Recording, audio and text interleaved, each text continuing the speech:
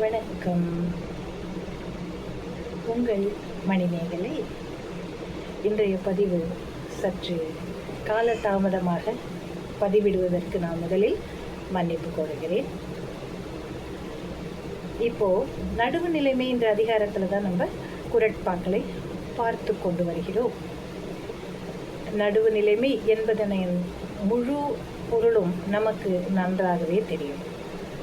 எந்த காரணத்தை கொண்டும் ஒரு நியாயம் வழங்கும் பொழுது நாம் இரண்டு தரப்பினரையும் தீர விசாரித்து அதற்கு பிறகே அந்த தீர்ப்பினை கூற வேண்டும். இதில் எந்த பாகுபாடும் நமக்கு இருக்கக்கூடாது என்பதற்கு நமது முன்னோர்கள் சில உதாரணங்களாக திகழ்ந்திருக்கிறார்கள். அதையும் நாம் பொற்கண்ட குறள்களில் பார்த்தோம் இல்லையா? அப்போ இந்த காலத்திலும் அதேதான் நடைமுறை. நடுவு நிலைமை என்பது எந்த காலத்தும் பொருந்தும். இன்னைக்கு ஒன்று நாளைக்கு ஒன்றுங்கிறதெல்லாம் கிடையாது. அதனால் அந்த நீதி நிலைத்து நிற்க வேண்டும் என்பதற்காகவே இந்த அதிகாரமானது எழுதப்பட்டது. வள்ளுவ பெருந்தகை நமது வாழ்வியலின் ஒவ்வொரு விஷயங்களையும் உன்னிப்பாக அறிந்து அதற்கு ஏற்ப தனது குறட்பாக்களை எழுதியிருக்கிறார் இல்லையா? அவர் எவ்வளவு பெரிய ஞானி என்று பாருங்கள். இப்பொழுது இன்று 5வது குறளை நாம் காணலாம். கேடும் பெருக்கமும் இல்லல்ல நெஞ்சத்து கோடாமை சான்றோர் கணி.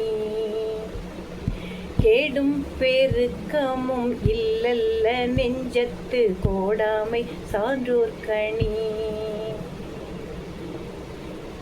கேடும் பெருக்கமும் இல்லல்ல. இதற்கு என்ன விளக்கத்தை நாம் கூறுவது? ஒரு கெடுதல் வருவதும் அல்லது அடைவதும், செல்வம் வருவதும் பெருகுவதும் நிலையாமல் செல்வதும் இந்த உலகத்தில் காணப்படக்கூடிய இயற்கையான நிகழ்வு. சரியா?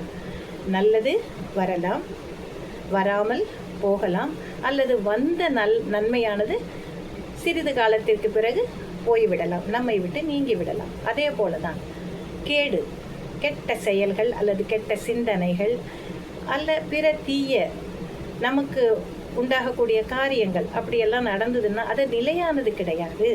அது எப்பொழுதுமே வந்து போகக்கூடிய ஒரு இயற்கையான நிகழ்வாகும். அதனைத்தான் கேடும் பெருக்கமும் இல்லல்ல என்று சொல்கிறார். நிலையானவை கிடையாது இல்லையா? இப்போ எதுதான் நிலையாக இருக்கும்? நெஞ்சத்து கோடாமை.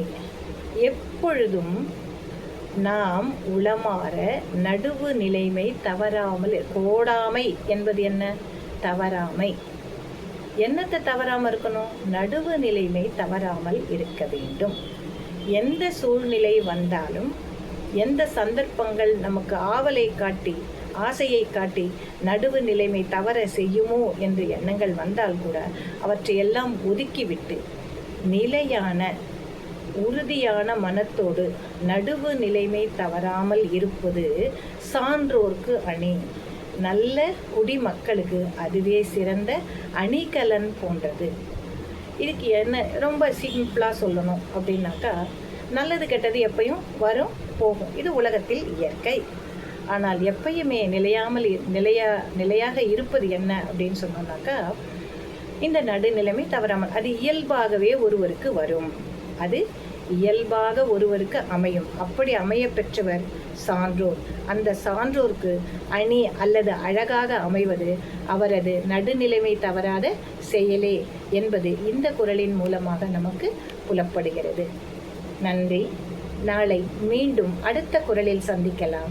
உங்கள் மணிமேகலை.